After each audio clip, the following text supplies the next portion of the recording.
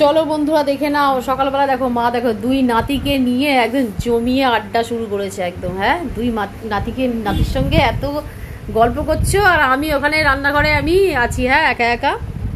কি রে দাদা, ভালোই টাইম কাটাচ্ছিস? তুই কোলে মাথা দিয়ে শো আর যেভাবেই শো।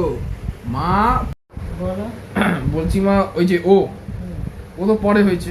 আরে দাদা তুই একটা কথা বল আগে, তুই মা বলছিস কেন? কে হয় বলতো? তোর দিদা হয়। আমার মা হয়। মা হয়? আর আমার মাকে তোরা দখল করছিস? না, ছোটবেলা থেকে তুমিও ডাকতে, ওই জন্য আমারও অভ্যাস হয়ে গেছে। দিদা বলবি। দিদা বলতে ভালো সবাই লাগে। এটাই বলে। আমার বাড়ির মা। ও আমি বলছি যে ও যে মায়ের কোলে শুয়ে রয়েছে, মায়ের বুকের মধ্যে একমাত্র আমিই আছি, কারণ আমি বড় নাতি। আর মা সবসময় আমাকে বেশি কেয়ার করতো, মানুষ বলে একদম বিশ্বব্রহ্মাণ্ড কিনে ফেলেছে। আর ওকে তো কবে না কবে দেখেছি। এরকম বললে গুনগুন রাখ। আমাকে তো হাতে করে মানুষ করেছে, বড় করেছে।